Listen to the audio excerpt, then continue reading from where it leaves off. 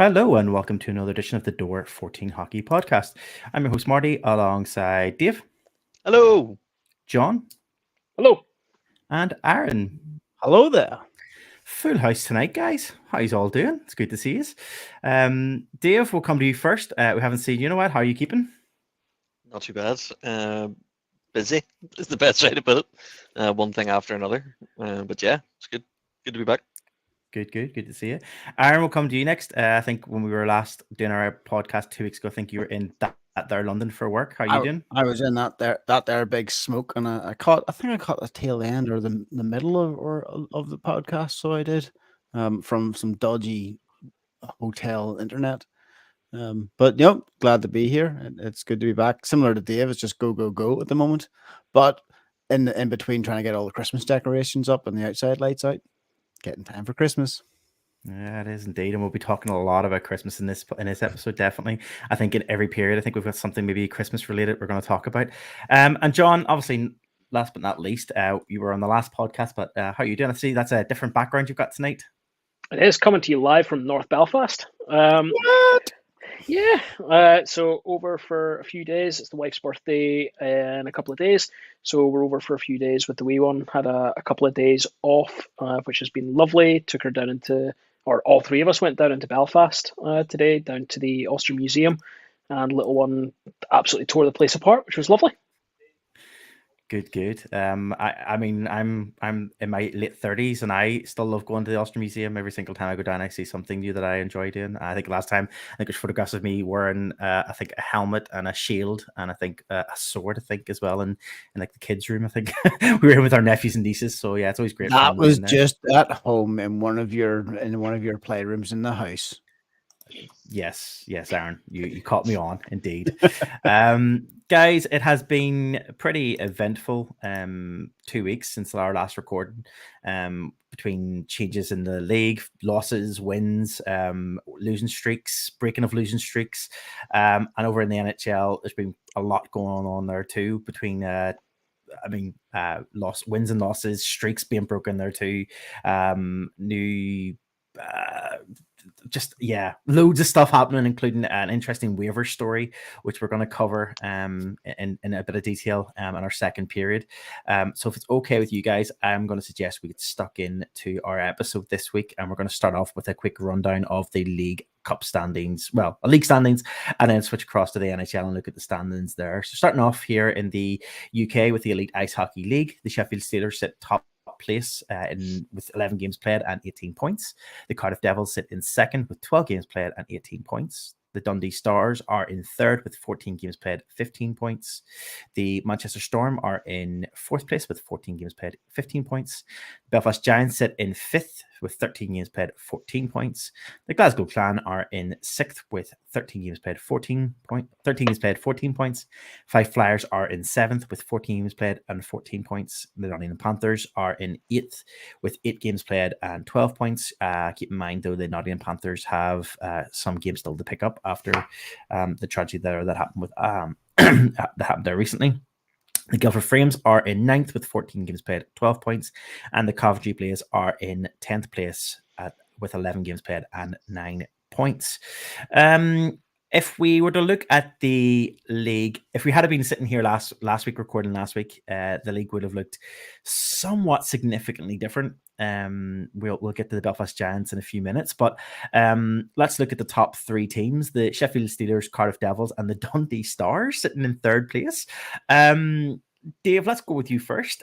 Sheffield obviously continuing their winning form there, sitting top place, looking quite strong as we we're kind of looking at the table today. Again, had I think one loss last week, which was a bit of a surprise loss. Don't think I would expect that one to come. But what's your thoughts so far with the top 3?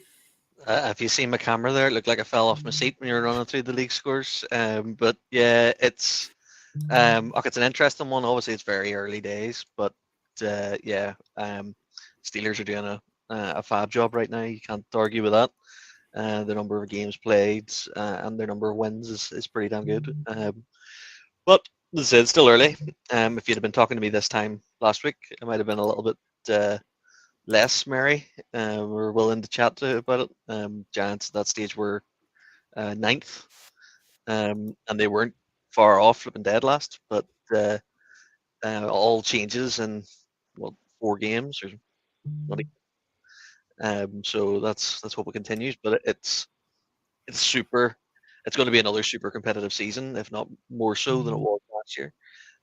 Yes, the Steelers and Devils are doing really well right now, but there's not really a massive gap when you look down that table. You're saying 6 points between ninth and first, so that's still tight.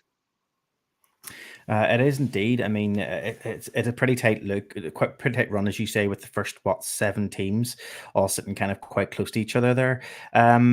John, Dave kind of mentioned there, like the next 3 teams in the league there, we've got Manchester Storm in 4th, Belfast Giants in 5th, and the Glasgow Clan in 6th. Dave already alluded to the fact that Belfast Giants sitting in 9th now, moving up to 5th place. Manchester Storm just dropping down slightly out of that top 3 that they had been sitting in. I think they were sitting around about 2nd place when the last time we were recording, just over 2 weeks ago. That middle table, how's it looking, do you feel? I think, to say it's what you would expect is kind of a mute point, because it's exactly what you would expect given the results that we've seen so far. But again, Dave made a really good point. We are early doors in the season. I think we're roughly a 5th of the way through the season, with games maybe just slightly over that. Like you say, with a 6-point spread, not including Coventry in that number, it's mental to be taking lines on teams at the minute. I think the table, top to bottom, is absolutely no reflection of what it's going to be at the end of the season. A couple of teams have been hot, a couple of teams have been cold, and that's to be expected at this stage. Injuries are starting to happen now as well.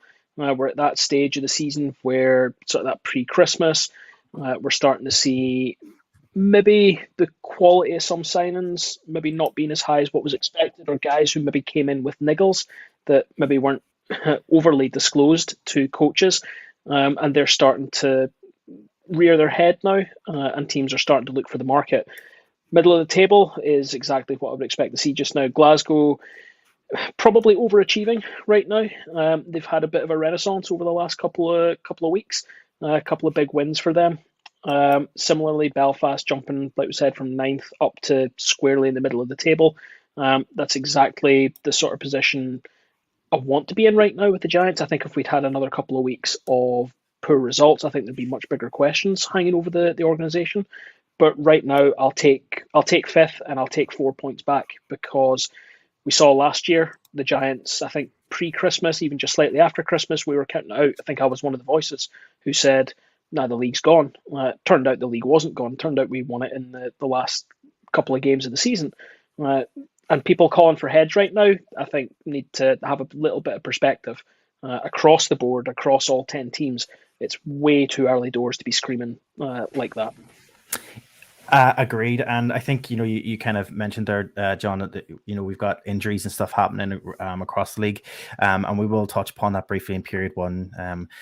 The league itself put out some changes to the rosters there. It was republished there and refreshed there and on Sunday past, which kind of gives us a good indication of kind of where the injuries are coming from, and kind of clearly see.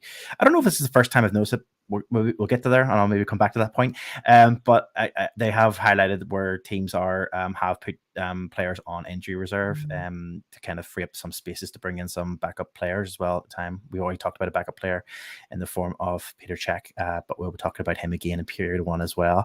And just to finish off, obviously the bottom end of the table, so we're looking at around about 7th to 10th. Obviously, we talked about Nottingham Panthers, currently sitting in 8th, but they have about 4 or 5 games in hand to play. Obviously, haven't had a break, so we're really looking at Fife, Guildford, and Coventry kind of there at the moment at the bottom.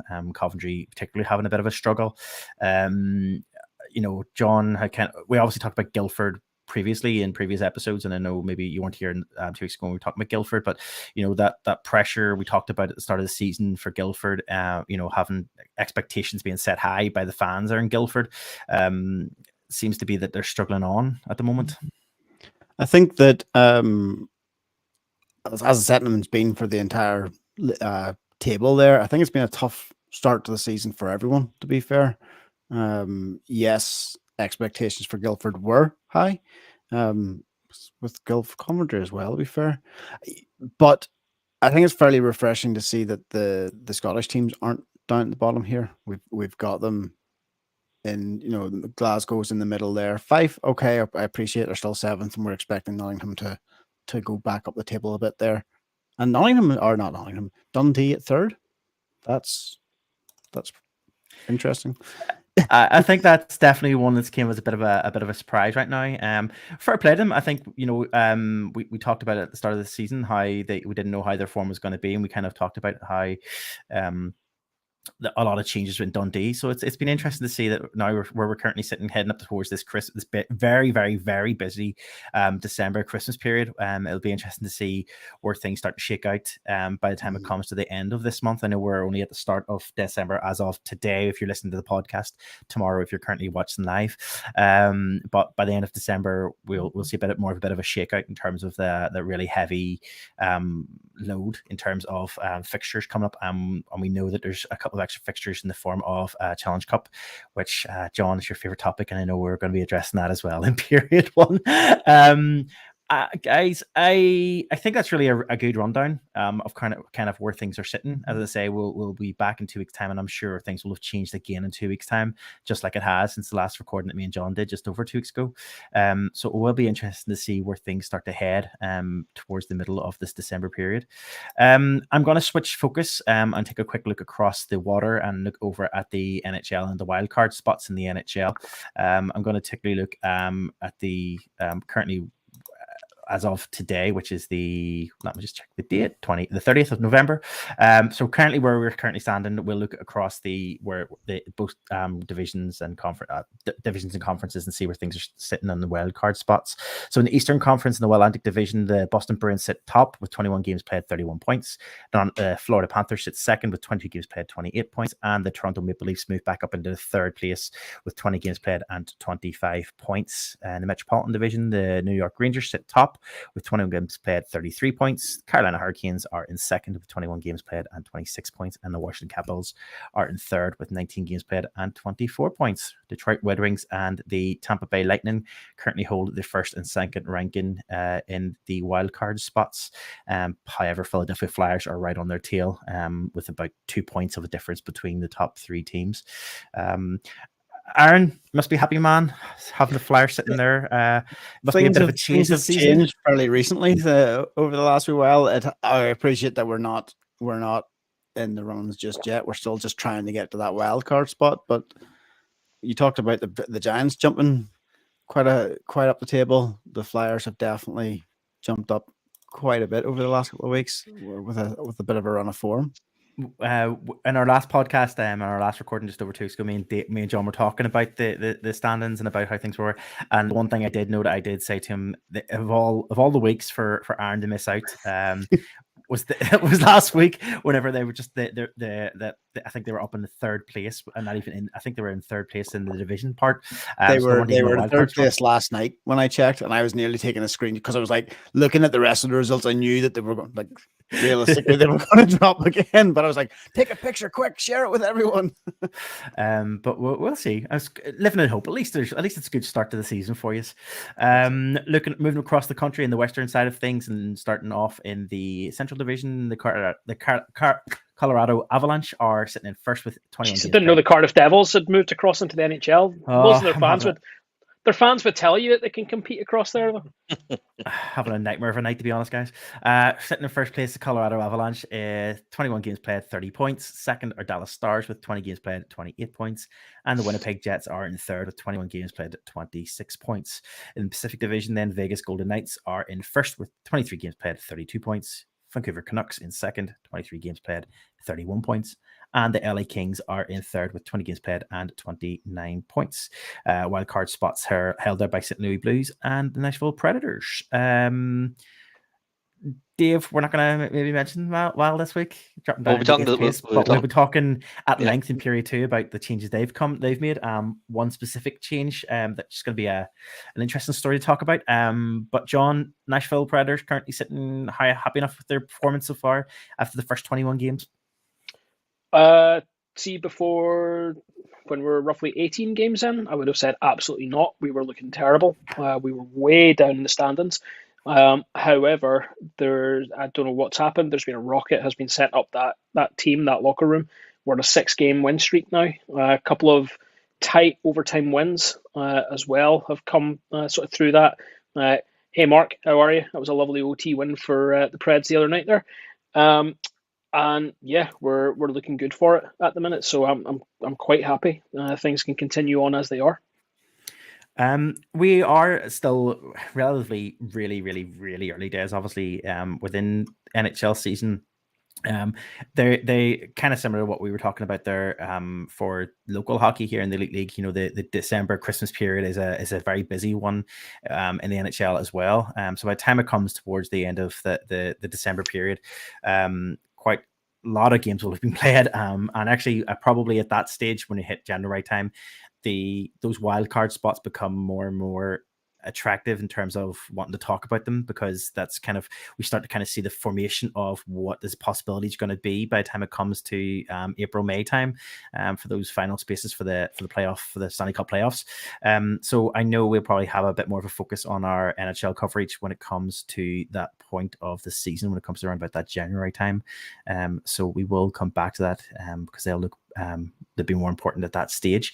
But it's always good to kind of get an idea of where things currently stand, especially even if it is this kind of early on in the season, even though it doesn't feel like that early now in the season anymore. Boys, anything else is that everything covered, do you think, before we move on to our first period? Yep, sounds good to me. Yeah, great. With that, then we'll move on to our period 1 of hockey.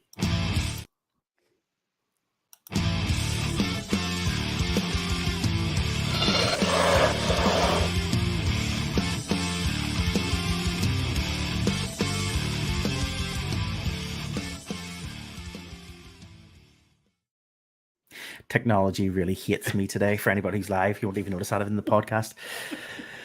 Period 1 is a roundup of stories from around the UK, so Elite League and further afield around the shores of the UK. Guys, I'm going to start off. First off, I'm going to go to with the first story in our running order. I'm actually going to push that to the last story of the period, just because it's quite Christmas themed and I want to move it towards the end. I'm going to start off with the story that me and John covered in our last podcast, which is just over 2 weeks ago, when the Belfast Giants made the announcement that they had signed Chelsea legend Petr Cech for the Belfast Giants as an injury recover.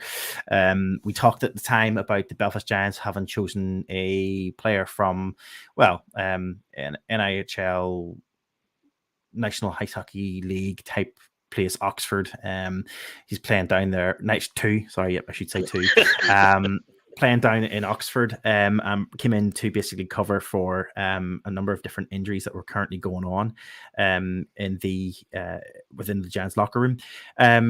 Further on that, then, this past weekend, the Belfast Giants were playing in the SSE Arena, and Chelsea star Petr Cech, who's now obviously Belfast star Petr Cech, made his official debut for the Belfast Giants. Giants were leading 5-1 with 4 minutes to go in the final quarter of the game, and the Petr Cech got the nod to come on.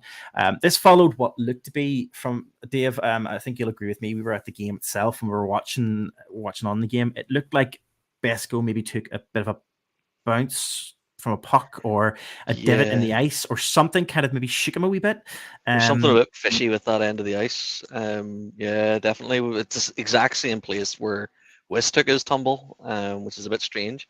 I did notice that our friend Gav put up what he found out the injury to be.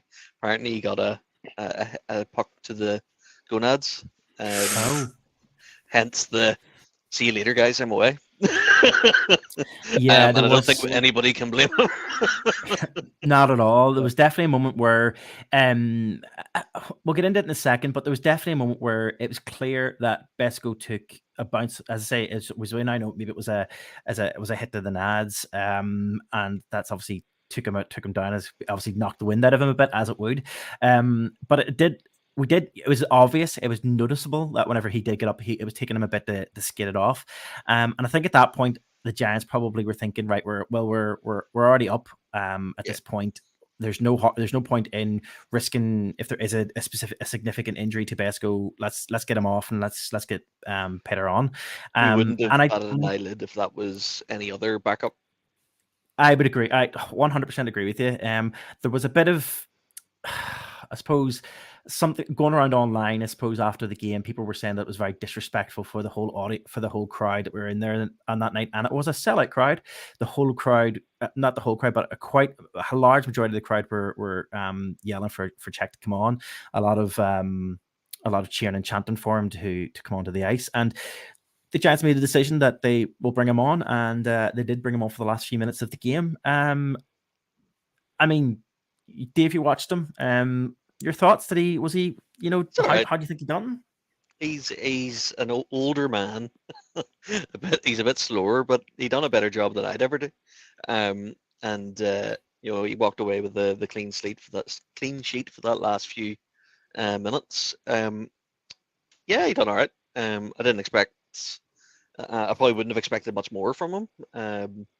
He done the job he had to do. I don't think. One thing I would have to say is the Giants' defense looked a hell of a lot tighter whenever he was on the ice, and I'm assuming that was they were trying to keep the pucks away from direct shots. But yeah, he did his job. He came out and covered off the final few minutes, and he was all right. He's a big guy. He's still got he's still got the moves. Like he was able to do his coast to coast and all that, and he took out a fella, and it probably should have been a trip, but hey, didn't get called, so it worked, and it was nice seeing the players give him a bit of a send off, knowing that that's probably the last time you'll play full blown professional hockey. They done the Causeway clap. Was it only for one game? Hopefully he leaves Belfast without the Causeway clap, to be fair. Hopefully, fingers crossed. Aaron, to answer your question, he's only played so far in one game brought on. Now, he is still on the bench and he's still down as our backup for the next few games, and we'll talk about that in our next story. But I suppose the question being, and John, I'm going to pose this question. I'm going to hand this question over to you. There's another conversation that's currently happening online around whether or not Petr Cech is a PR stunt versus quality enough players should be playing for the Giants. And there's a bit of an argument around, was it a point of just happened to be he was the right person in the right place at the right time versus given an opportunity for a young talent. And I know that's been an ongoing conversation that's been happening online. I mean, what's your thoughts after his first week or two with the Belfast Giants and obviously jumping on the ice for the first few minutes of a game? First and foremost, whether it's a PR stunt or not, it doesn't matter. It's an enormous PR win. Everyone who is jumping on this and being negative about it, I think, have a word for yourself for a start, because the biggest bugbear I have with ice hockey in the UK, apart from the Challenge Cup, is the fact that we seem to love this image of being the best kept secret in sports in the UK. We don't want to be the best kept secret. We want to be one of the biggest indoor sports in the country, full stop. So when you get a news story like a former Premier League Champions Cup or Champions League, I don't know, some big football competition, he won that. So he comes in here. Yes, granted, he's 41 years old. It's his first professional hockey game. That's fine. But that being said, the massive Glasgow Clan couldn't get a goal past him. Like, I don't really care. At that point, for 5 minutes, roughly, he was better than every Clan player, every Clan forward, every import they spent money on. Petr Cech was a better hockey player on the ice than all of them. So I don't really care. He earned whatever he's getting paid to be here in Belfast as a netminder. He wasn't there in front of a phone getting interviewed and bringing money in to either the Giants or the league in that respect. He came here, he played the game. we won the game, and he got a clean sheet out of it. So tough. Every other team can be as jealous as they want for the fact that we brought in Petr Cech. Yes, we brought in an NIHL 2 netminder. And I've seen some interesting arguments about it. Like you say, online, Marty, there's been some interesting chat about it. On one side, are there other young Brits who could come up? And I think Anthony on Banners reposted someone's post today, and it made a really good point. To be totally honest, a lot of the NIHL guys, they have second jobs, or hockey is their second job if they're even getting paid. Excuse me. Can those guys afford to not work for 2, 3, 4 weeks, or however long Belfast need them to be here until Wes and Dicko are ready to go again? More than likely not. Is Petr Cech doing another job? More than likely not. He's probably doing this as a bit of a hobby. So has he got the availability to come over and do this? Clearly he does. So I'm more than happy to have him across doing this. The other argument about the PR, whoops, my phone has decided to put a thumbs up there. You know what? I agree with myself. I listened to 3 on 3 as well, and their angle on the PR stunt side of it. And 100% agree, but it's just sour grapes from 9 other teams or fan bases across the league. Go and do something like this yourselves. Go and make your team the news, and stop complaining when it's us that are the news. I did see a funny comment. I think it was from Patrick Smith from View from the Bridge. He put up an interesting comment. I do remember is that I think it was the Sheffield Steelers signed a Blue Peter presenter at one point. Blue Peter presenter on the ice a few years ago. I know who that was. I'm going to give him a shout out. It was Paddy reposted it. It was Thomas Brownlee. There you go. I do remember that because I remember I think Nottingham have done something similar as well. And I think it was on BBC. I think it was on CBBC, or it was on children's TV anyway. I think they had some coverage as well at one point too. So it's we don't have Clarkson on the ice or something. No, he wasn't signed. He was just on the ice. He was just on the ice here. We were talking about this actually at the last game. The boards are still banjoed from him ramming the car into it. And when there's a proper check on that the away side, it just bounces for hours. Like, it's unbelievable.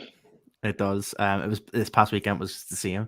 I think even to the point where I think they crashed into that side of the board just up behind the goal side on the left hand side, and even hitting there was enough to send a guy who's clearly at his first ever Giants game for the Celtic crowd this past weekend, and his pint went flying all over him, which just always gets me. I love it. It's just like, when you see the newbie sitting at the front and you see him setting his pint up just behind the plex, you just think to yourself, please keep your pint there, because I just want to see what happens when the pint comes all over you, see your reaction.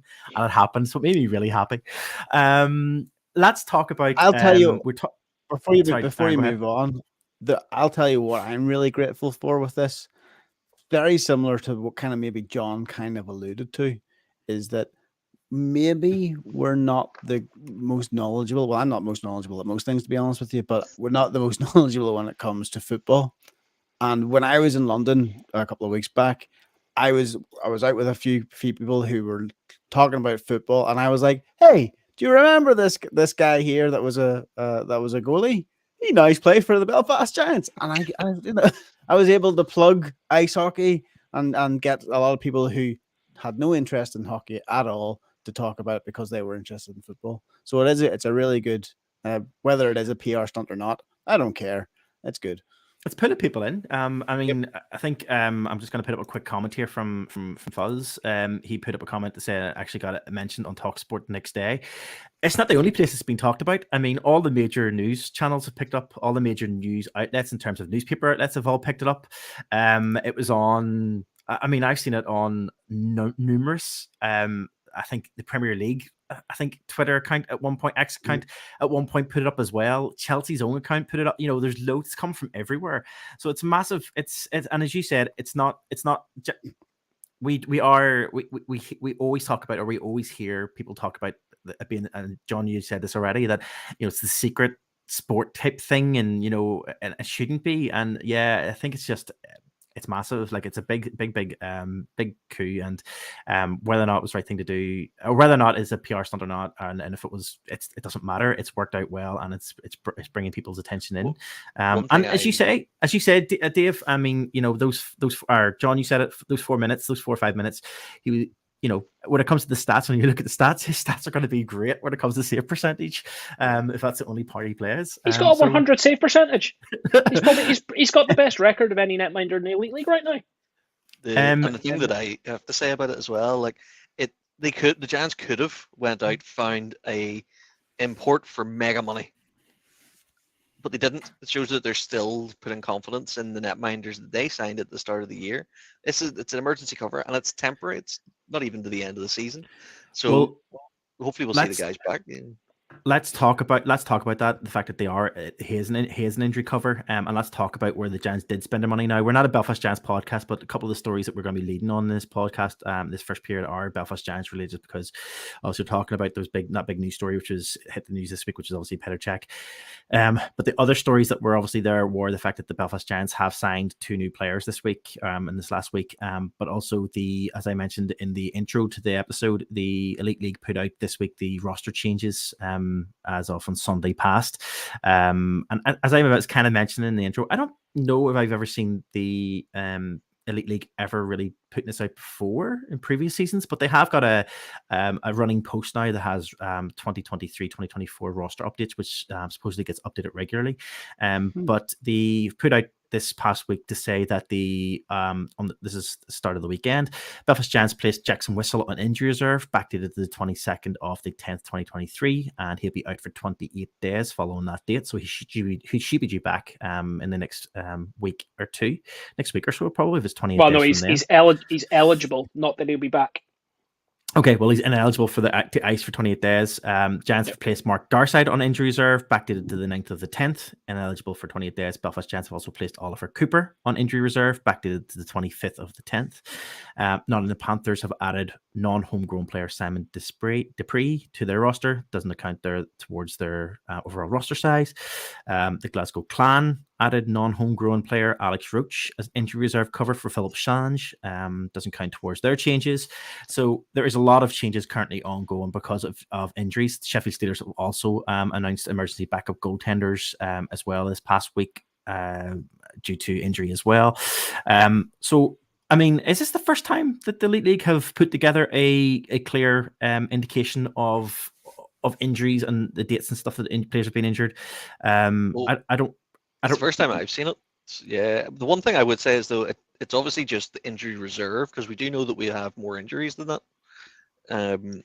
So this is specific to things that impact on the roster rules. So the placing of guys on the injured reserve list, which allows for injury cover signings, the additional signings, which would count towards the maximum number of imports per season and whatever else. So this is what they're doing here. The hilarious thing is that in the most Elite League fashion, they say that this post was published by the Elite League on the 25th of November. It's now the 30th.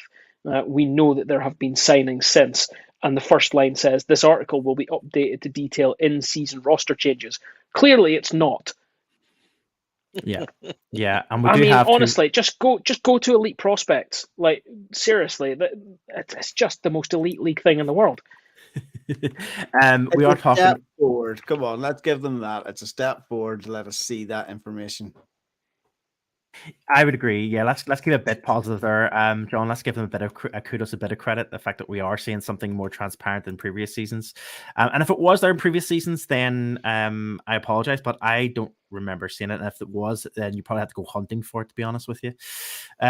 We were talking about there that the Giants have spent some money, though, in relation to bringing in some additional players that are going to play potentially for the rest of this season due to roster injuries. The first announcement that was announced, and actually he played this past weekend, was Bobby McIntyre, 27-year-old who comes from the United States, or basically ice for sides in the United States, Canada, Norway, and Sweden. He's Ontario born. He's a forward. He played this past weekend.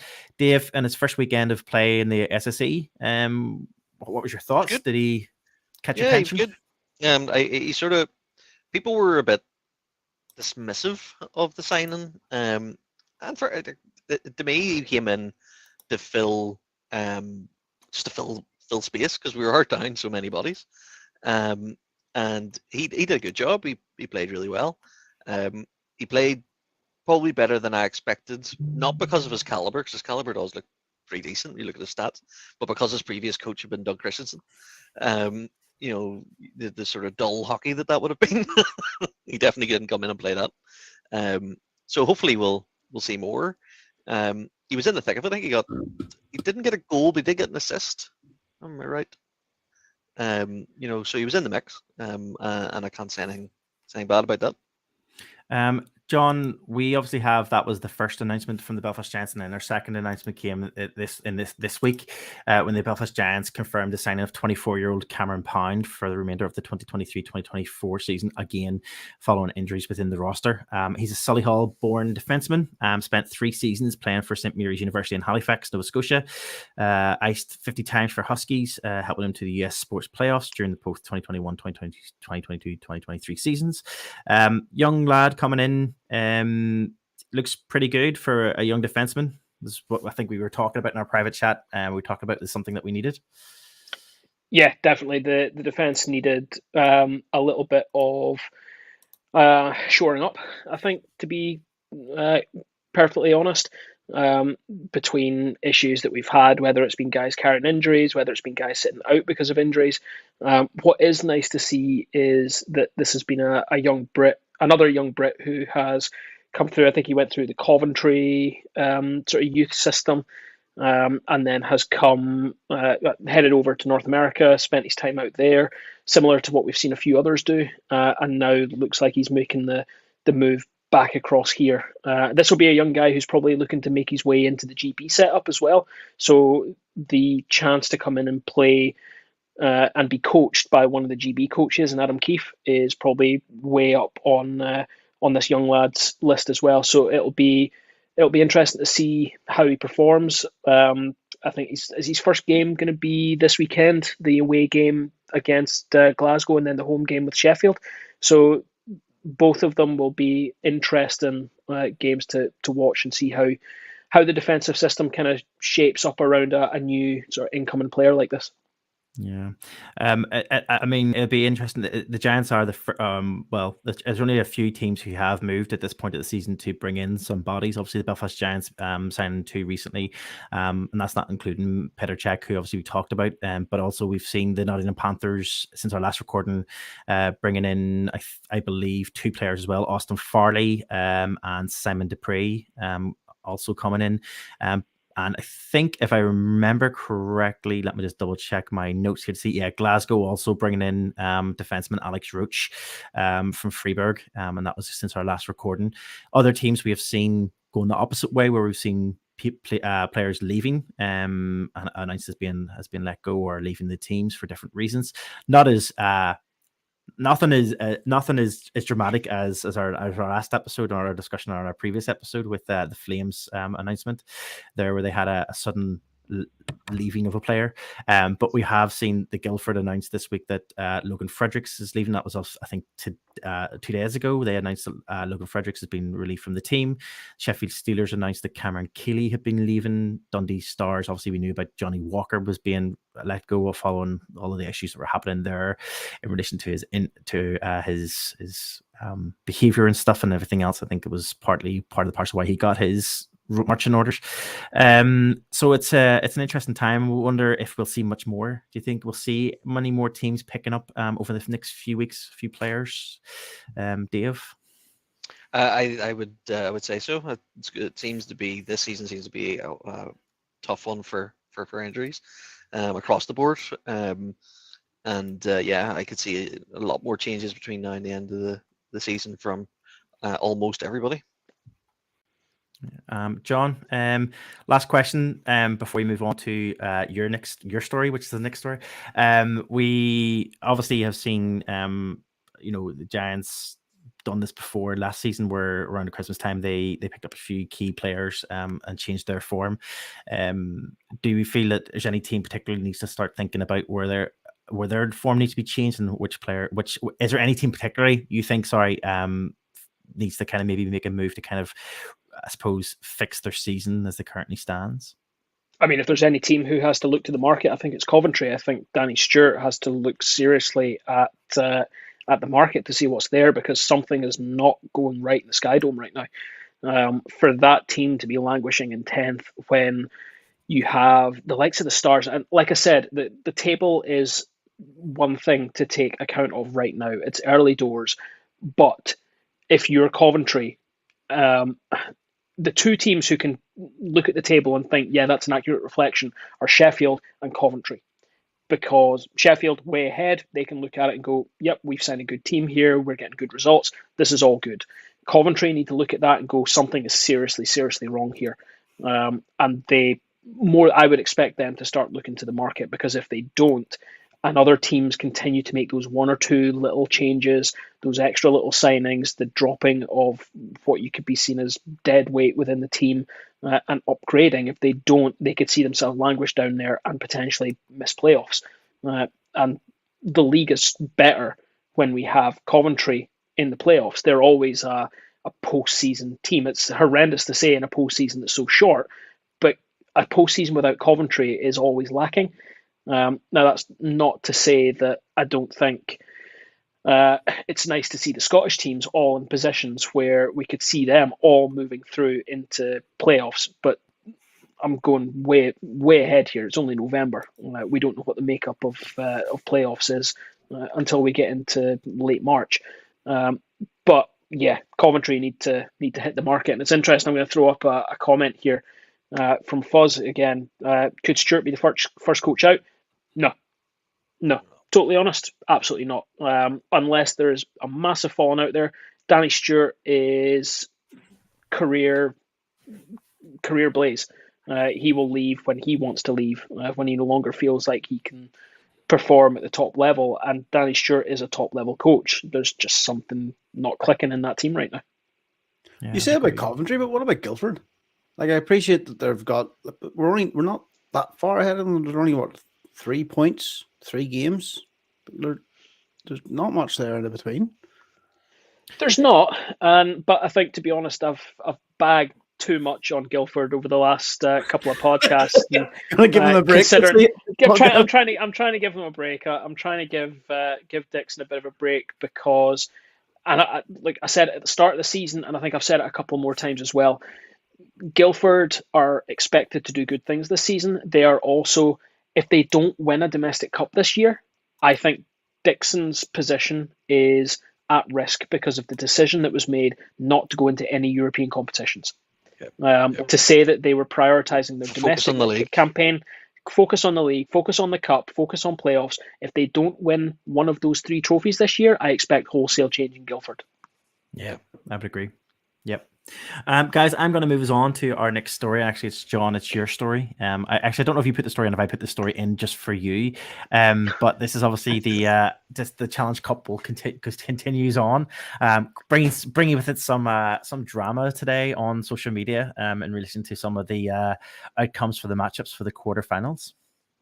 Yeah, so the Challenge Cup quarterfinal stages have been announced. The teams not making it through are obviously, with their withdrawal from the competition, are the Nottingham Panthers, and with their truly terrible showing in the Challenge Cup is the Dundee Stars. First seed for the Challenge Cup for the first time in quite a few seasons is not the Belfast Giants. It will be the Sheffield Steelers. They will face the Manchester Storm, who move forward in 8th seed. The Belfast Giants take 2nd seed this season and will face off against the Coventry Blaze, who are 7th seed. The Cardiff Devils take the 3rd position and will face off against the Glasgow Clan, who are in 6th. And the Fife Flyers in 4th will face the Guildford Flames in 5th in the middle of the road matchup. I'm not sure about the social media stuff, Marty. I haven't seen anything other than potential questioning of sort of the seedings and that. But I think we can maybe come back to that in a second. But what's the social media side of things?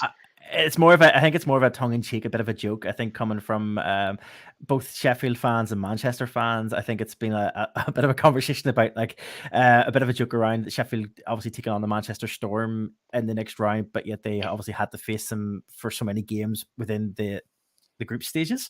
And I think it's been a bit of a joke being like, okay, so Sheffield Steelers top seed, who are they going to play for the next round? Oh, it's going to be Manchester again. And the same way and the other way, it's been like Manchester like, yes, we're going to get a break now. Oh no, we're getting Sheffield again. So it's a bit of a see from a Sheffield perspective, they don't have a soapbox to stand on in this one. That is an organisation who pits themselves in about 300 matches a year against Nottingham, and every single one of them is the biggest match in UK hockey. Get stuffed. It's a 10-team league, for God's sake. I guess the question has been, obviously some people were saying, and we've seen it before though, some people were saying, don't be surprised though, Manchester are worrying about the fact that they're 8th seed going up against first seed, and they've played each other so often, and fans are like, well, Sheffield has Manchester's number at the moment because obviously they've done so well in the group stages. But if we think about last season and what happened last season with the 5 Flyers and how they That's were a fan base surprised, with a short-term memory. that's how they quickly took out a big team. I mean, who knows? Who knows? You kind of mentioned it, John. I know it's your story, but you kind of mentioned there about the seeding. Obviously Sheffield taking top seed for the first time in years. Obviously the Belfast Giants have held that top seed coming out of the group stages for a long time. There was a bit of discussion around the seeding and how the seeding all came about. Obviously both teams, I suppose the conversation was had around the number of wins versus where the seed should sit, I guess, is the conversation. I think is that what I'm seeing online? Well, essentially, both the Sheffield Steelers and the Belfast Giants ended with clean sheets through the group stage of the Challenge Cup. The Belfast Giants won their 6 games. The Sheffield Steelers won their 8 games, or whatever it is. It's the Challenge Cup group stages. Who the hell cares? My understanding of what has happened, because it's based on percentage wins, because it can't be on straight wins, because the Giants group is bigger and we play less games than the other 2 groups, so they're not comparable on number of wins. So I think it's on percentage win, the points percentage essentially. So because they both ended on that, I think it then goes to goal differential, and the Sheffield Steelers have a higher differential between goals for and goals against than the Belfast Giants. So therefore, the Steelers this time take the top seed, and puts them in pole position, because it means if they progress to the final, and as they progress through the knockout stages, they will have the home advantage. They will have the opportunity to play their second leg at home. They'll have I think they get that first option based on arena availability. And then when it comes to the standalone final, if they make it to the final, they will get the home advantage. They will have the opportunity to play that game at home, like the Giants have for the last few seasons. So you still have to make the final, though, Sheffield. I'm just saying it. How come we don't have dates yet? Because it'll have to be organised. Yeah, we didn't know who we were playing until the end of that game. Yeah. Okay. But then, I mean, we did not have dates no matter what. I suppose you have to have both teams to discuss which dates are actually free for both the teams. Yeah, I guess that's something. I answered my own question there. I guess the only other question I suppose I had was, obviously we know that the that seeding does change, though. It does kind of not reset, but it does change depending on wins as you move through the next stages of the the quarterfinals and the semifinals. So the staging, it can change. The host of the final isn't just based on there's Mark putting up a post. I was just about to say the same thing. Hosting the final isn't based on seeding at the end of the groups. Games in the quarters and semis count towards points percentage. That's exactly what I was just about to say, Mark. So thank you very much for putting that up as well. I was just about to say, because I think that was one of the questions that people were asking, as hard as the final, where the final sits and where the final is played, when is that decided and how is that decided, and what makes the decision for where the final is going to be played. So that makes 100% sense. See, great minds think alike. I mean, Yeah, we'll see where as I already mentioned, it'll be interesting to see just where the quarterfinals do take us, and where it shakes out. Does anybody want to hazard a guess at who the semi-final is going to end up being? Dave, do you want to go your ideas of who you think semi-final is going to be? Just to be that guy, as long as the Giants get through and the Steelers don't, I'd be happy. Everybody else will work it out after. Fair enough. John, any want to hazard a guess who the final four are going to be? I'm totally the same. The Steelers, Manchester. I don't really care. I hope they both lose. The Giants plays. I just want to see the Giants come through it. And then, to be totally honest, with the other two, because there's Scottish teams involved there, and based on the upset that we had going into the final last year, I would love to see the Scottish teams do well through that. I'd love to see them come through on the positive side of that, and see potentially a Scottish team make it through to the final again. I think that'd be great. And I've said it for I don't know how many years. This is the trophy that Glasgow need to have their eyes on. So the fact that they've made it through to the quarters this year, this needs to be their absolute focus. They have 2 games against the Cardiff Devils. Now, they got humped the other night by Cardiff, but they need to use that as fuel going into these games, because before Christmas they could know if they're going through or not. Well, they will know whether they're going through because their return leg is on the 13th of December. So they need to push that, and that fan base deserves something. Even if it's just making a final, with Fife having done it last year. Like I said, it would be great to see a Scottish team make it again. And Aaron, your thoughts last who the final four will be? You know, it's kind of as you said, Maury, at the start there. This cup always has its surprises, but you can't. I don't know when this is a podcast. I'm going to say everyone on the left hand side there, but it's the Steelers, the Giants, the Devils, and the Flyers are really, I think, who will go through. I'm not going to be as blunt as Dave and John says. I don't care as long as the Giants get through. But no, I do think it'll be the Steelers, the Giants, Devils, and the Flyers. I will go with you, except I'll go with you. Except I'm going to swap the Flyers for the Guildford Flames. I think the Guildford Flames. Yeah, I think the Guildford Flames are kind of what John you had said about with the Glasgow Clan, in terms of the Glasgow Clan need to focus their sights on that the Challenge Cup is a trophy that they need to kind of really focus on and win. I'm going to go with the same. Flyers will really want to kind of recreate that. They will, but I just think Guildford Flame need it more at this stage, and I think that's going to have to push. That's going to push them a bit forward, is because they know they're going to need to do something if they know that the league maybe is not within their grasp this year. But given how they've started this season, they're still within a shout for the Challenge Cup, and if they could at least finish off this season with potentially a win in the Challenge Cup, sure, the Flyers coach didn't know they were still in. They got into the final this season. That's true. That's true. Guys, I'm going to move on, but I'm going to keep our focus on Scotland. We were talking about the Scottish teams, and we're going to keep our focus on those Scottish teams. And this is the story. This is the first of our Christmas stories, and this will finish off our period 1.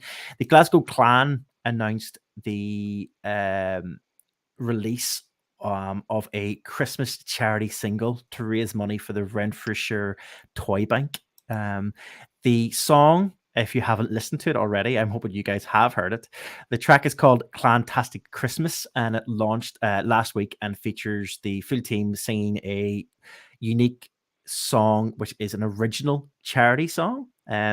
Includes lines like Rudolph between the pipes and Santa down the wing, and a bunch of cheesy things that you can imagine.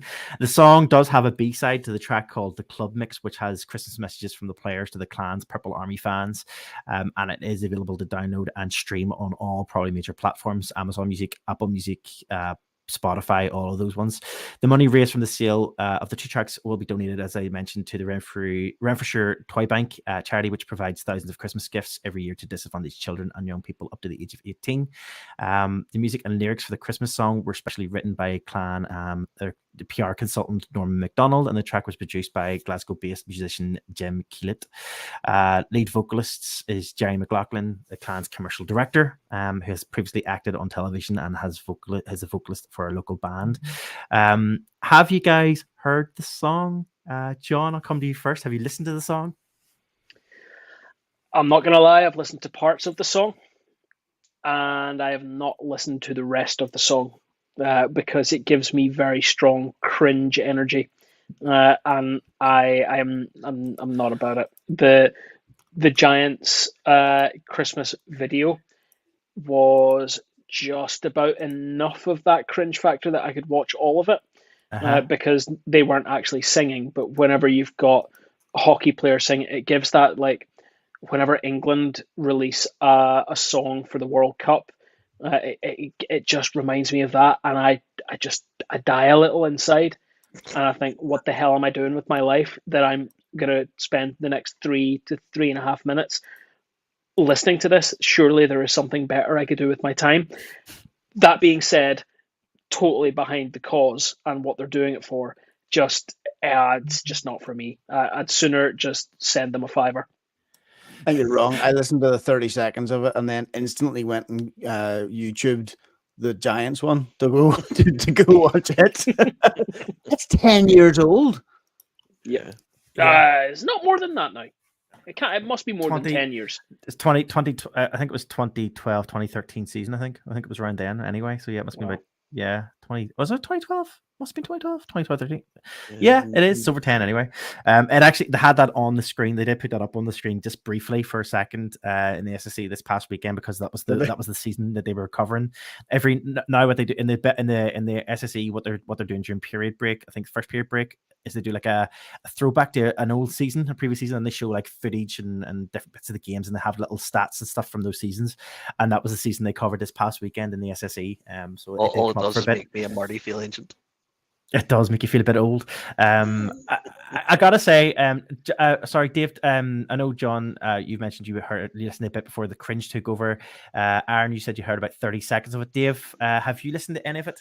Yeah, no, I listened to it. Yeah, it is something. Yeah, all power to them. You know, if it was, I find it difficult to watch the Giants video back in the day, and I find it difficult to watch the Giant video is amazing. What are you at? It's but yeah, it's brilliant cause, and it just shows you that the team has a bit of fun behind them, which is usually a really good sign. So hopefully it raises loads and loads of money. Yeah, I gotta agree. I listened to the first, I'd say, minute and a bit of the song, and I sad to say that the cringe factor took over for me as well. You guys know me. You know, I really hate kind of like cringe humor, and like Mr. Bean really just like really like real like I like stresses me out. Just I don't like that cringe aspect of things. But I have played. I did let the song stream through, maybe just the volume down. So I give them the stream anyway. So I've played it for the stream and give them the listen. So hopefully that helps. But yeah, I couldn't. And it's not the first time a Christmas thing, as you say. We've got the Belfast Giants who did the Mariah Carey song, which always gets rolled out every year. That does cringe me a bit, and I don't really watch that anymore either. It's fun, as you say, Dave. I see what they're doing, and fair play to them. Great cause. And yeah, maybe hopefully, maybe they'll get the number 1 in Scotland for Christmas songs this year. I don't know. But fair play to them. It'll be the sausage roll people. No, they're not doing one this year, thankfully. Are they not? Yes. No, they've announced they're not doing one this year, which is just like made everybody just like cheer with delight that the fact that there's not going to be a sausage roll song. So we all have to go on Twitter and Facebook and push to get the Clans the number 1 then.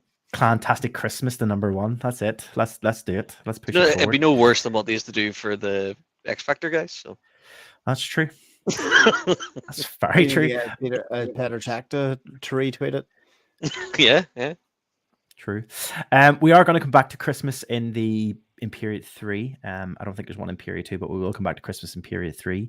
So guys, I think that's it for this period. And if you guys are happy enough, I think we'll get moved on to our period 2 of hockey.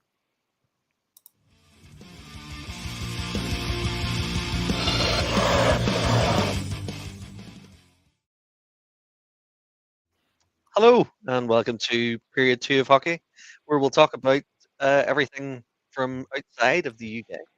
I'm going to start this one off because I did homework for the first time in God knows how long.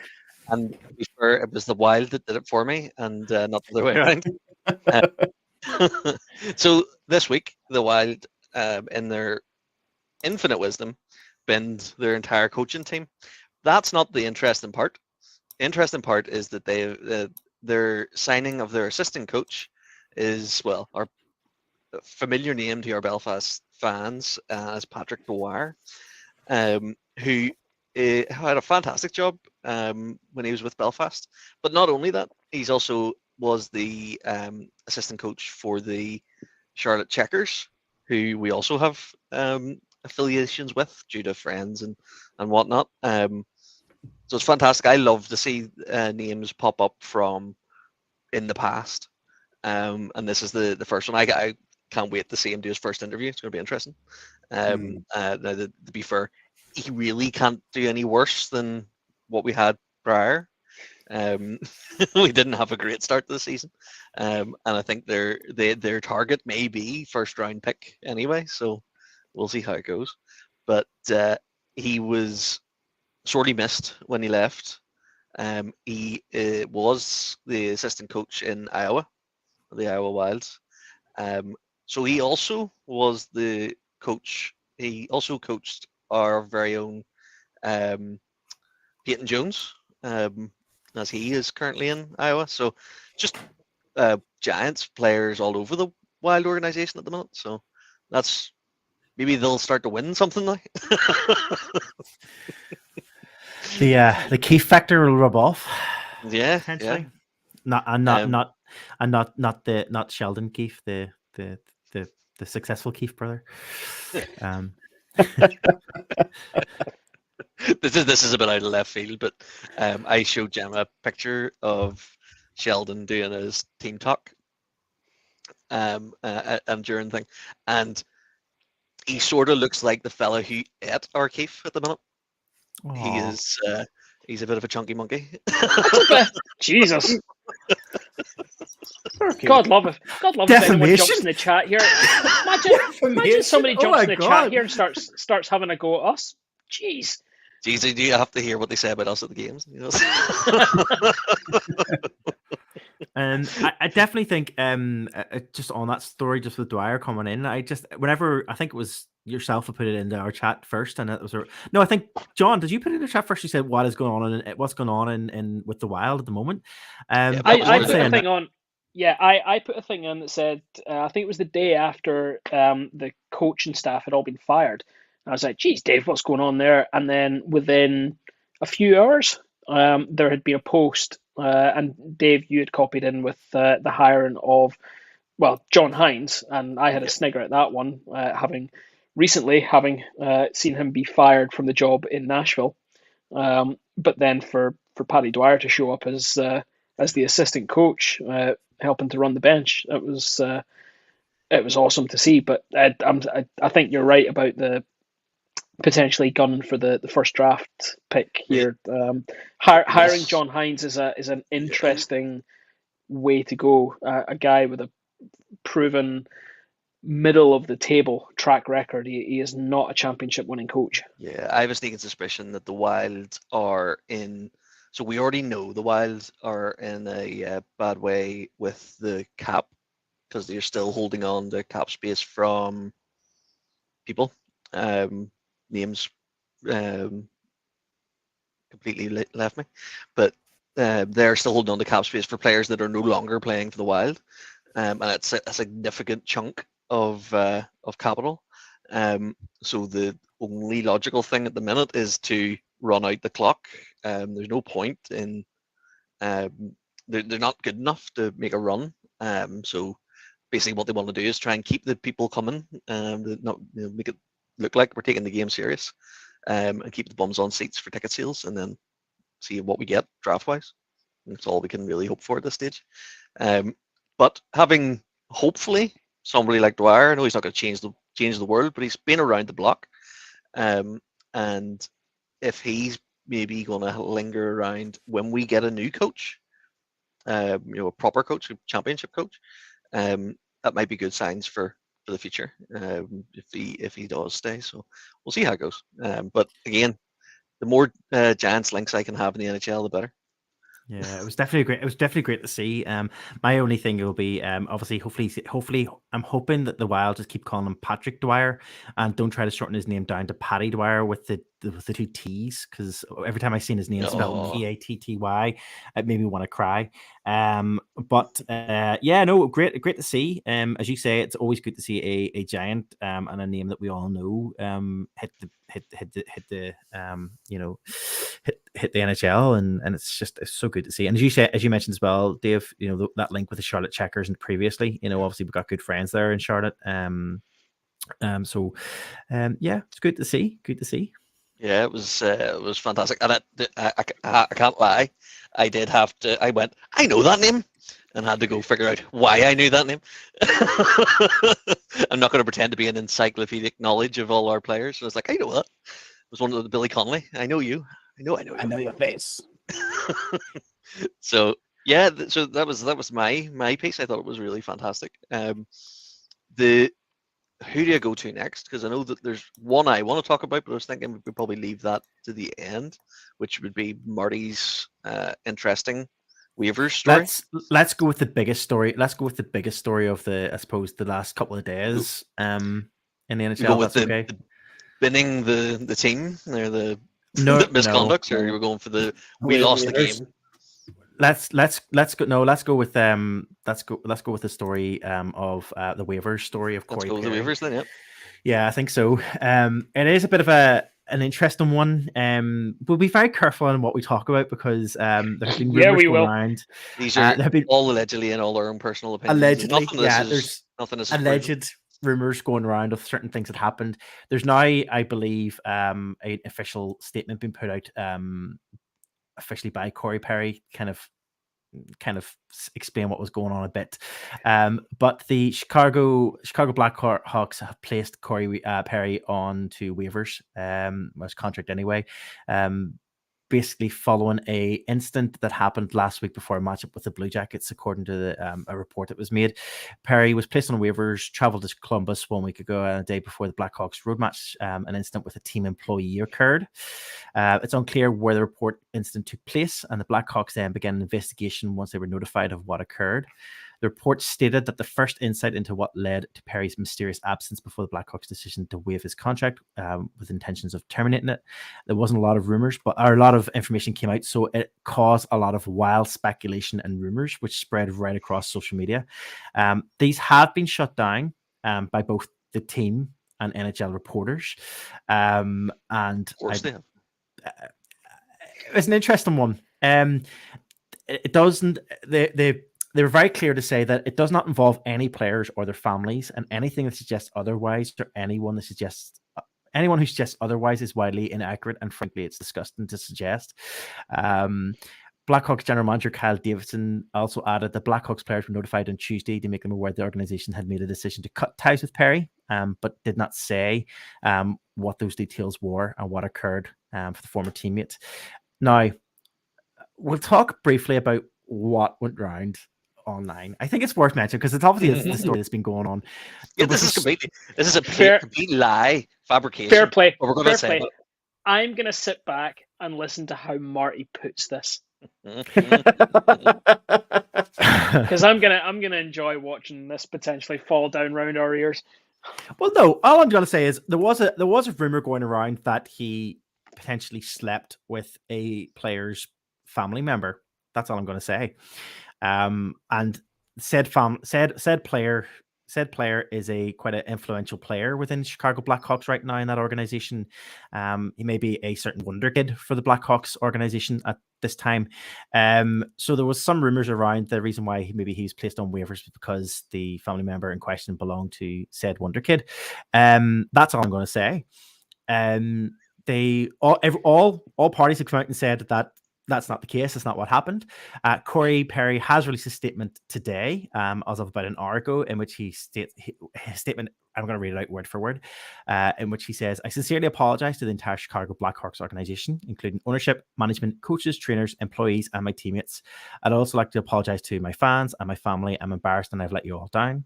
As a result of my actions, there's been speculation and other rumors. I am sickened by the impact this has had on others, and I want to make it clear that in no way did this situation involve any of my teammates or their families. Most importantly, I want to directly apologize to those who have been negatively affected, and I'm sorry for the additional impact to others it has created. My behavior was inappropriate and wrong. I've started working with experts in mental health and substance abuse fields to discuss my struggles with alcohol, and I will take whatever steps necessary to ensure this never happens again, and I hope to regain the trust and respect of everyone who has believed in me throughout my entire career. Once again, I'm deeply sorry, Corey. So the rumors that were going around, obviously, he is putting down and saying that's clearly 100% he's saying it is not what happened, and that the fact isn't out there. The fact that the Blackhawks haven't released what exactly it is and why he's placed on waivers. I think this is just one of those stories where we're just never going to really find out what's going on for obvious reasons. Obviously, the story's been proven to be false based on what they've said. I'm more concerned that they came out and have said, no, that's not what happened. But they haven't said what it was. Does that mean it's worse?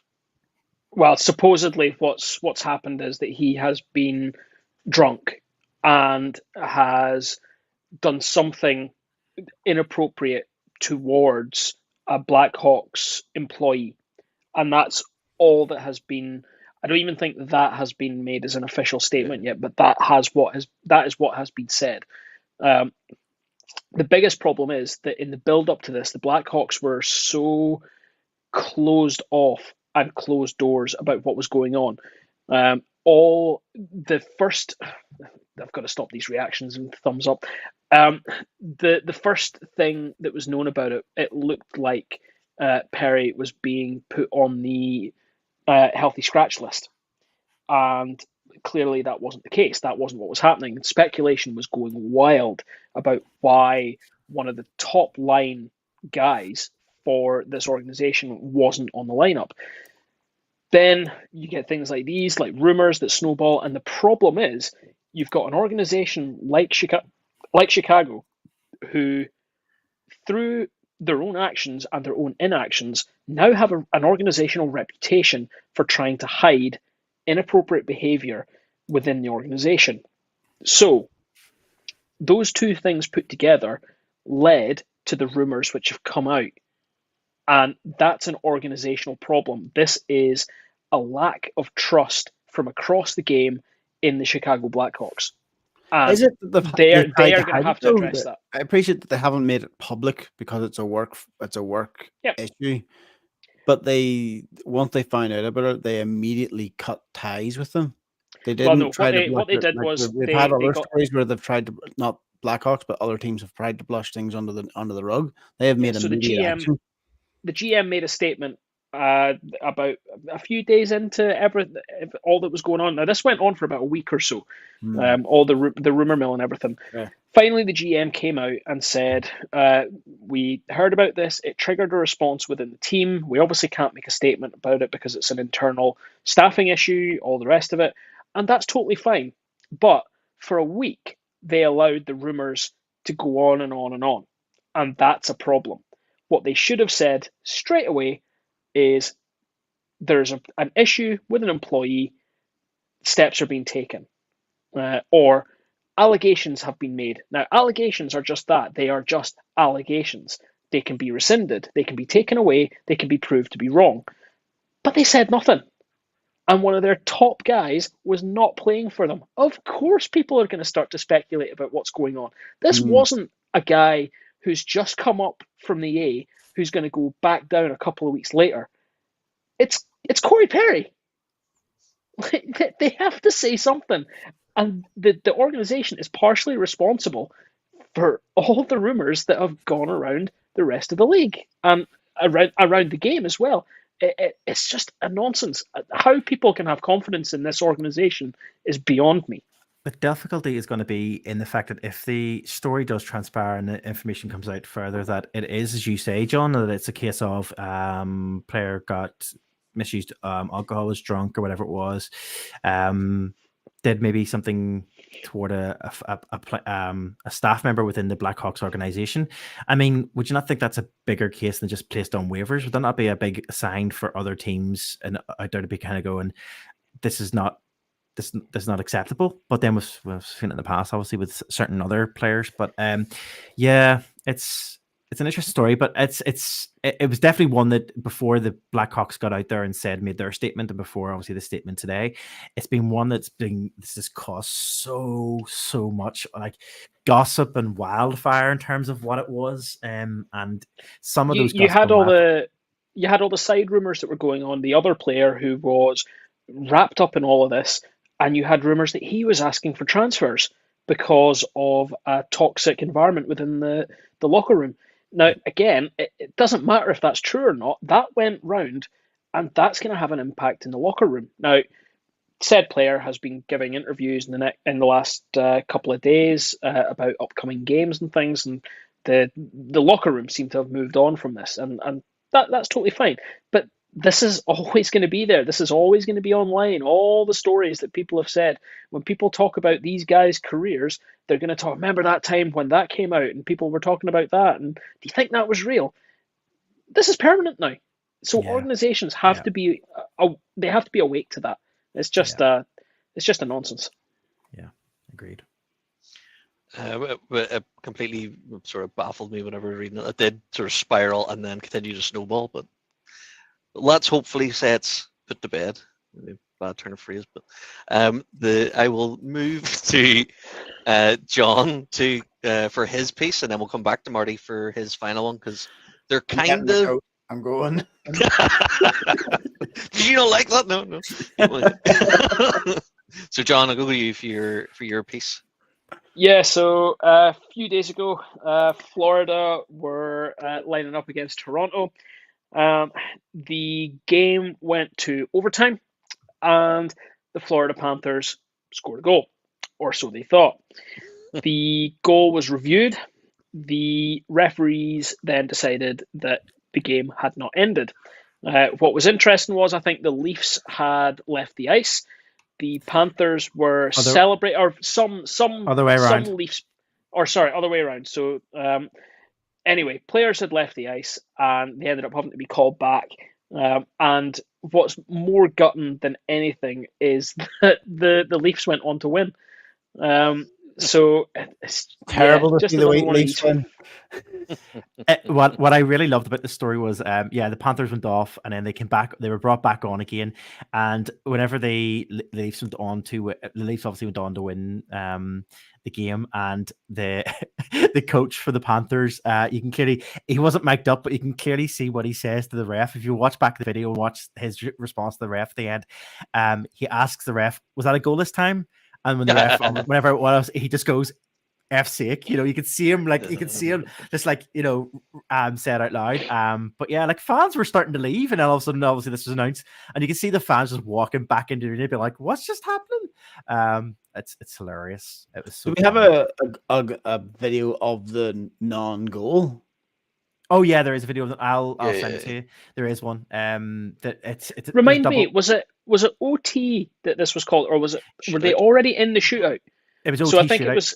Yeah. It was called a no-goal for a double tap on the puck. Yeah. I think so. Effectively, he had fired the shot, and it wasn't going, so he tapped it again. Well, he didn't even. So effective. It sort of was weird. It was off the rebound from the pads. It came back out, but his stick was still moving forward, so it counted as a second tap. Yep. It was definitely. So technically, the puck had lost its forward momentum, basically. Yeah, that's it. He took a shot. It was rebounded off the. It was rebounded off the leg pads. And yeah, it bounced, as you say, Dave. It kind of bounced off the player's stick and kind of bounced over and in. So technically, it was a second. It was a second tap of the puck when it went in. And the thing being is that if he had have got his stick away from it, his foot probably would have done it, and it probably would have been a goal. Because that wouldn't have counted as a second. But would it if the puck had moved back up the ice? It's fine if the puck goes back, as long as you don't bring it back. Because you're no longer in control of the puck, and as long as he doesn't kick it, And it's just if it hits his foot, sort of. But Just a deflection. it is. Okay. It is what it is. But it was a time when I watched it like a good 3 or 4 runs, because apart from the overhead view, it just looked like a good goal. And then when you got the overhead view, you seen the double tap. It was, I couldn't get over whenever it was like the amount of time it must have taken them as referees to review that. It was bonkers, Yeah, especially in that sort of game. Like, it Well, was, that's a shootout. So Toronto would be watching that anyway, wouldn't they? yeah. of course, Toronto were watching it.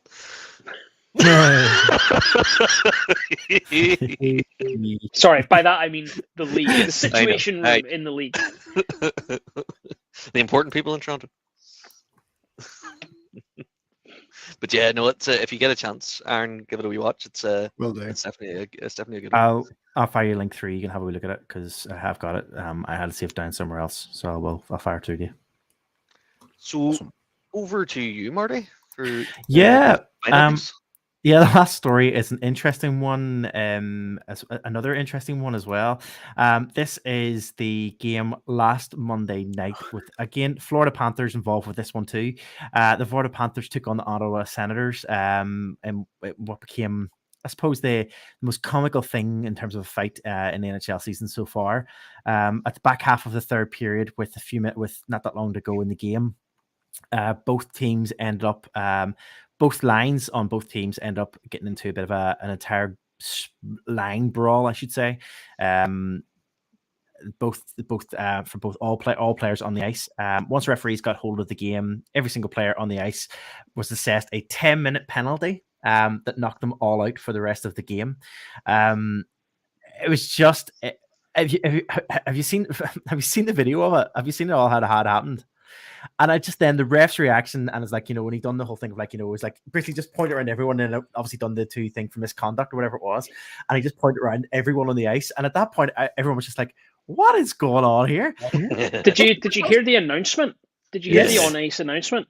So he says something along the lines of, every player on the ice has a 10-minute misconduct amongst other penalties. Yes. Which is hilarious. Like he's not even going to go through them all. He's basically just like, all these guys are out. The funniest part of the whole thing is, because it was the third period, because they all got game misconducts, I think there was about 10 minutes left, or maybe just less than 10 minutes left of the game. The benches, as a result of that, looked so empty. It looked like an elite league game, like maybe like 5 seasons ago. Like these teams were playing 2.5, 3-line hockey now. Yeah. Like it's mental. We've had bench players before, isn't it? I've never seen everyone on the ice getting 10 minutes before. No, never. No. Even with line brawls, I've never seen it. Normally, what you get is the 2 that start it, and then a few others might get, like, you might get a third man in on either side. But generally speaking, if everyone else is in, it's usually a bit of roughing, unless it's like proper, like if it's like 2 teams who've sent out their third lines, and they're going to properly go at it, then yeah, you might find 10 guys all get 5 minutes. But for 2 full lines to get 10-minute misconducts, that's mental. The Newcastle game, the Giants full line brawl, I think they got the first initial ones were 5 for fighting, and then the rest were 2 minutes for roughing. But they bend the whole lines, but they were only for a few minutes. Okay. But to throw the players out of the game, it was only because it was 10 minutes is something else. Yeah. There was another. I was trying to find the story there, but I can't find it. But there's another story today from the NHL of the game from last night. I wonder if Mark is still on, but it was. I think it was the. I think, if I remember correctly, it was from the Penguins game last night, where there's an incident happened on the ice, and I think the ref was basically then said, I think someone was getting, one of the other Pens players was getting involved. He's like, "Do you also want a penalty? Do you want to keep it up and get a penalty?" Yeah, do you want to go with him? Do you want to go with him? Do you want to go? Like, and you can hear it clearly, and I just think it's so funny. I just think whenever the refs are mic'd up and you can hear what's going on the ice, it always cracks me up whenever you can actually hear. Like, Feels like a school teacher type thing, doesn't it? especially when they've got big personality, when you've got certain refs in the NHL who have big personalities, when they're involved with it, and sometimes they do maybe just chew up the ice a bit, like in terms of they want to be the big thing on the ice. Like you remember the guy who's be like 5 minutes for fighting. Wes Macaulay. Yeah, Wes Macaulay. And that's the thing. I was going to say, I actually love the fact that we're getting this again because the game lost something. Because I believe Wes is retired. I think he retired a couple of seasons ago now. Yeah. And he was brilliant. Yes, the game isn't about the referees. We've said that quite a lot, especially here in the Elite League. We say the game is not about the referees, and it's not. But having a little bit of personality actually maybe draws a little bit of a spotlight to these guys because we've said it loads of times, without the referees, without the linesmen, we don't have a game. So to actually see guys who, like Wes, who enjoy what they're doing, and it gives us something else to talk about. And with this one as well, I couldn't tell you who the ref was in this game, but he clearly made an impactful decision on the game and did it in quite a humorous way. It was just throw out 10 guys with 10-minute misconducts. And then to announce it in that way as well. 10 minutes for everyone on the ice, amongst other penalties. It's just brilliant. I haven't had a good chuckle at a ref in donkeys, and that was the best one. And I don't even think, well, I couldn't find it anyway, but amongst other penalties, I couldn't find what the other penalties were even after the game. Honestly, I don't think there were any. I think the refs report just went back, just gave them all 10-minute misconducts. They weren't going to mess about with it and give them other stuff. They just left it as 10-minute misconducts. See ya. You're right. You're right. Yeah. Happy days. Well, I think that's us for period 2. So we'll move on to period 3.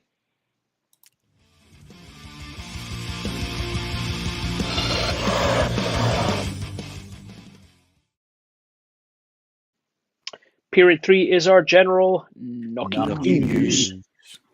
Oh, that was good. Finally. Finally, yeah. Knocky news is about anything and everything else in the world of hockey that we don't think fits very neatly into period 1 or period 2, or quite often whenever there's just too much stuff in period 1 and 2 and we throw some stuff into period 3. Period 3 this week around is about something that's very heavy, about something that we quite like here on Door 14, and that's jerseys. We're going to look at quite a few jerseys this time around. When are we just going to rename period 3 to jersey period? I was thinking exactly the same thing. Yep. Because what do we do? What do we do? What do we do whenever we're in, like, I don't know, the first couple of weeks of the season and there's no new jerseys to talk about, other than the ones that we've done at the start of the season, all the new jerseys. But anyway, let's make a start, guys. Give the whole period of 10 misconduct. Let's go with Elite League to start with, because I'm going to come back, Marty, to yours, because it links very neatly into some other stuff. So, first one that we're looking at here is the Sheffield Steelers. If you're not watching the video podcast, you can jump on to YouTube at around the 1 hour 27 mark, and you can have a look at these jerseys and see what we're looking at here. The Sheffield Steelers have released their 2024 Winter Classic jerseys. Guys, this is, I think, the second year that they've done what they've called a Winter Classic. I believe it's their first game in the new year. I think they do play on the 1st, so I think that's why they call it the Winter Classic jersey. What do we make of it, Marty? Sorry. Yeah, I mean, it's they've went with the same design. They've went with that old school kind of design. I kind of get the idea in terms of bringing out these like 3 Winter Classic design jerseys in order to kind of boost a bit of sales. It makes sense because it will draw people's attention, and they are quite nice looking jerseys, plain looking and nice kind of the way the design is. I still kind of feel it's weird that they have like a branded like logo and symbol for like a Winter Classic, which I just think's a bit odd. because I think if we had if it was an official Elite League thing, then it would make sense. But to have their own little like weird brand of a Winter Classic and designate a game themselves as a Winter Classic game, I think it's a bit strange. And I think it's a bit weird because then about 4 weeks later, 5 weeks later, we're going to have that retro weekend game, which they're going to throw out another retro game jersey at the end of that season, or at the end of January. So I don't know. They're okay. I see what they're doing. We'll also throw into that mix. There will be Pride jerseys in January as well. Yeah. I can see what they're doing. It makes sense. Optimize a bit of Christmas money. People are going to come in this bit of Christmas money over Christmas. Optimize people wanting to buy these jerseys for those games. Yeah, it makes sense. Do you know what? They're inoffensive. The design is simple and straightforward, and actually, I think some of the design actually looks nicer, I think, than their actual current jersey. So, yeah. Aaron? Pretty much like that last sentence that Murray just said is where I was going with it. I really like the middle one. I really like the cream one. I think the cream one is actually top notch. It's a jersey. It's because you're a Flyers fan and it looks like a Flyers jersey. No, because then I would either be going for the orange or the black one.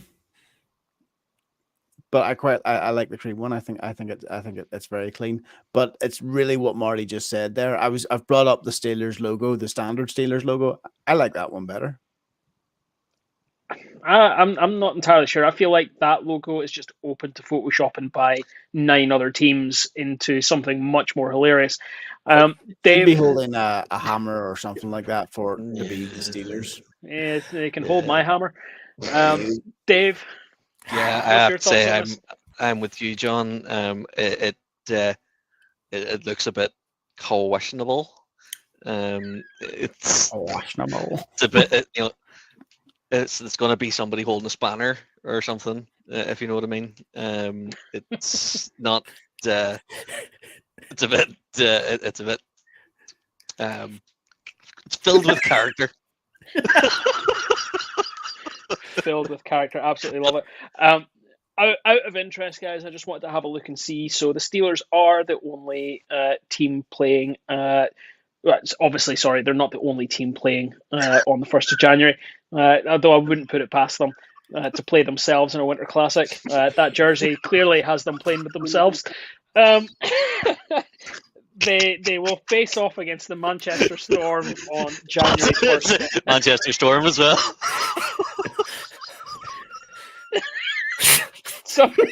Sorry, guys, this has just descended. So let's very quickly move on. Marty, I don't know if you've got a photo for the next one to throw up as well. The Glasgow Clan. It doesn't look like a man playing themselves. This past weekend wore these fantastic, in my opinion, St. Andrew's Day. And actually, just to say as well, happy St. Andrew's Day to everyone. It's November 30th. It is the patron saint of Scotland's day. So that's what these jerseys were all about. I have my opinion on these jerseys, guys. I know that you guys know that I quite like this design. It's out there. It's probably the closest we've had to the sort of seizure-inducing jerseys since Fife did their incredible jerseys a few seasons ago. It is out there, but I do love it. It's up there with the patriotic side of jerseys as Edinburgh's old Saltire jersey. Like it's up there for me. Marty, you have I think a very different opinion. I just don't get it, John. Do you know what? I just think you go. I think honestly, if we look through, if we were to let people look through our WhatsApp chat, our group WhatsApp chat, I genuinely think you just go right. You look at a jersey and you think, right, nobody's put it in our chat yet. Marty's gonna hate this jersey, so I'm gonna say I love this jersey, and then you sometimes go, right, well, Marty's gonna say he hits this jersey. Yeah, so it's the opposite way. Right? I just genuinely think, because like my head, I'm like, this is the most gaudy looking thing in the whole entire world. Like it's so gaudy looking, but it's gold. It's yellow. That's what John likes. I like the Giants like you like the picnic blanket jersey. October, yeah, and I think that was gaudy, but I liked it. But then you hated it. So how could you have hated October jersey but like this? Do you know what, mate? Because do you know what? You're Glasgow Clan. Sorry, you're the Glasgow. Yeah. So this is the point. The Glasgow Clan, while clearly they don't play in Glasgow. They do play in Scotland. So having a Scotland-themed jersey kind of matches quite well. The Belfast Giants do not play in Germany, so okay, yeah, it doesn't quite hit the same points there. And to be honest, you're just jealous because we're here in Northern Ireland. It's not like we can just throw a flag up on a jersey and expect everyone to be okay with it. I just well, think 50% of them would be all right. To be honest, what I'd quite like is the Giants to kind of go with a jersey like a flag jersey, but instead of putting anything on it, just a plain jersey, no color at all on it, and just put flag. The word flag. And do you know what? That's cross community. That's for everyone. It could be your flag. It could be their flag. It could be anyone's flag. Flag. Yeah. Well, my thoughts are I don't like it. Simple. Good. Dave, quickly come to you because I know that you were a fan of Edinburgh's old Saltire jersey. The thing that lets me down on this is the purple. And I know they have to have the purple, but if they took the purple away and maybe made the clan logo smaller, made it more patriotic focused, then I would be like, oh, that's amazing.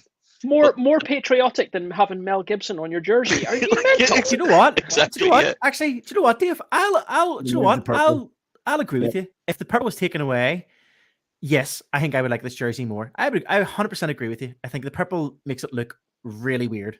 Yeah, it's because it clashes or something. It just doesn't quite. I think the purple keep the collar purple is neck, okay, but the sleeves and the bottoms, 100%. Or if they made it a band rather than the fade. I think it's the fade that's getting me. Yeah.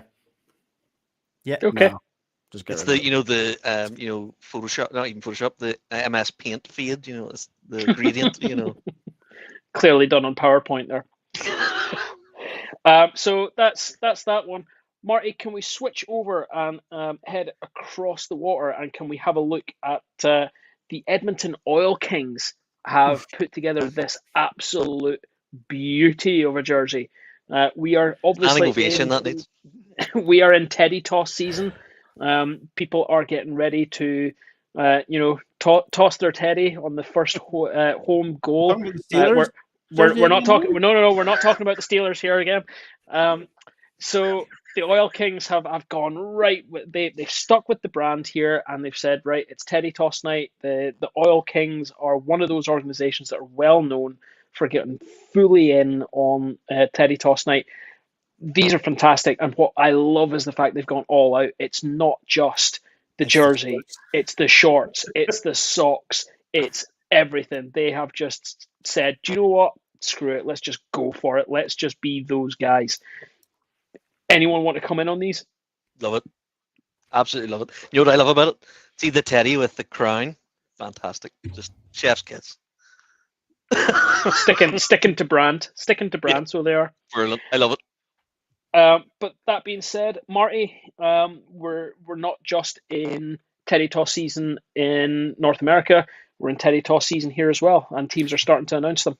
Yeah, I think the first team that officially announced the teddy bear toss for this year was the Cardiff Devils. They announced that this past week. I think it was earlier in the week. I think we're in at Monday time. The Devils are going to host the Dundee Stars on Saturday, the 16th of December, for their annual the Bears, they call it, promotion. The Devils, when the Devils, as you say, once the first goal is scored, fans will then throw their soft toys onto the ice, and the toys in Cardiff will be distributed between Tyhafen, Cardiff Women's Aid, United Welsh, and Noah's Ark Hospital. What they're asking for is obviously soft toys, brand new and wrapped in clear plastic bags. Don't bring any used toys, and then throw onto the ice when they're told to do so, or when the first goal is scored. So that's the Cardiff Devils one. So that's the 16th of December. We will be recording before them, so we might put a wee reminder in on that before that. But that's the Cardiff one. The Belfast Giants then today announced their teddy bear toss, which would be at the game this coming weekend, I believe. Is it the 3rd of December? Again, isn't it? Yeah, it's this Saturday. It's this Sunday. Sunday. Yeah, typo in that article. There's a typo in the article. This Sunday, the 3rd of December, the Belfast Giants are having their teddy bear toss this weekend. As the festive home games kick off this year, the fans are being asked to obviously donate their bears. for obviously it'll be going towards the different Belfast hospitals here in the Belfast different hospitals here in Northern, not just Belfast, I should say. Sorry, I do apologize for that. They did announce that the toys that were collected will go to delivered to the Royal Victoria Hospital, Ulster Hospital, as well as a number of different other areas as well. Teddy Bird Toss, as I say, they've said exactly the same idea. If you can put together any toys, soft toys, or anything's welcome. Doesn't have to just be bears. Anything from suitable from birth right up to older kids as well. All toys and gifts should be brand new with labels left on. So when your first goal is scored, chuck it in. So that's this coming weekend. Yeah. Am I wrong? This I should mention story... before I move on from it. They should say, in addition to the Teddy Bird Toss, there is an appeal. Sorry, that's where I was getting confused. There is an appeal as well for Cash for Kids Mission Christmas gifts.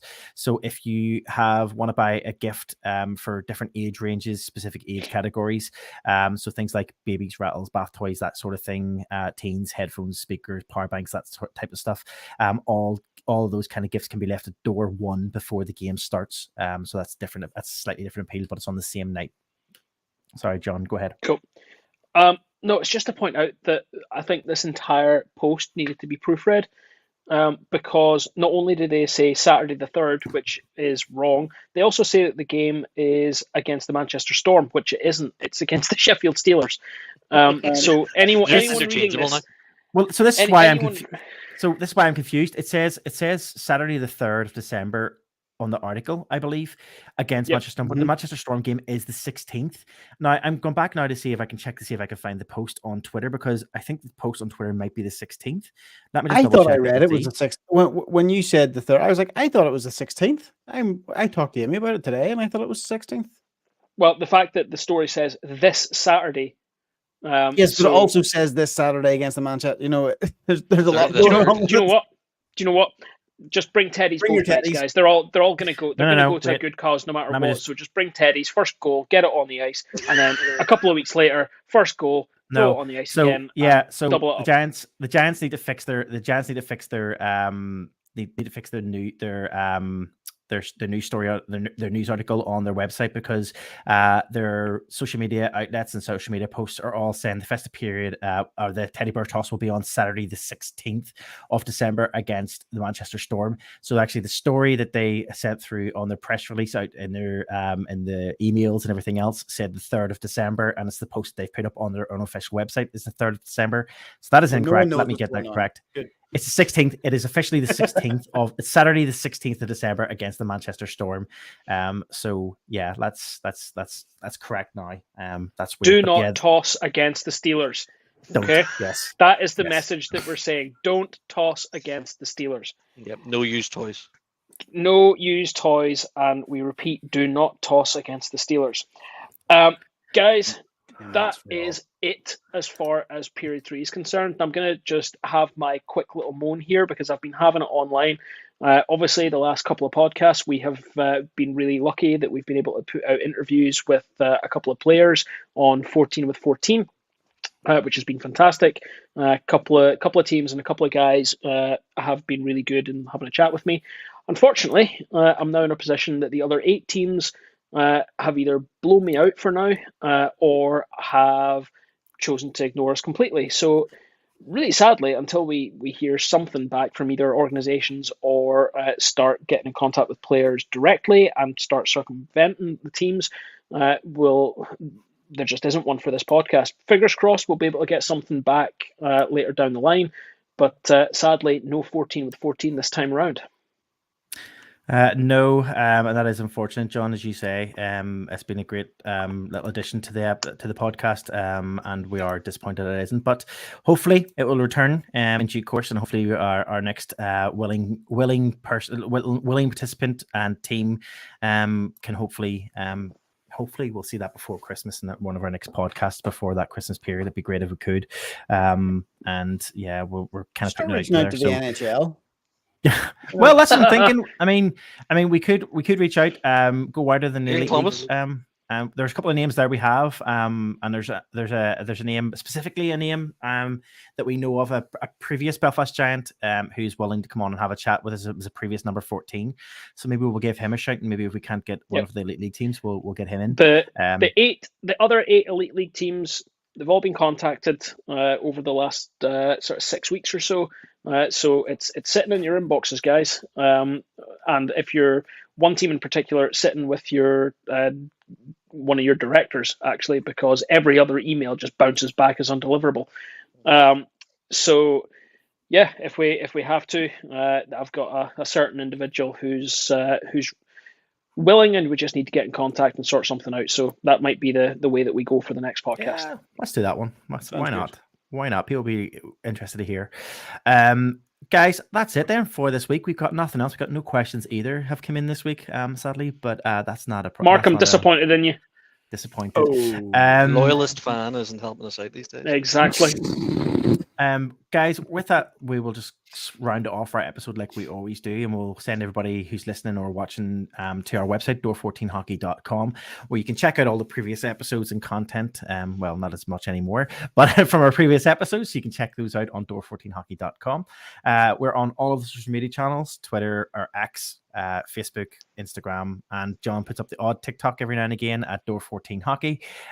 Please reach out, give us a shout, send us your questions, send us your stories that you want to hear, you want us to include, and just generally have a chat with us. We do love hearing from you and interacting with you guys. So keep it up.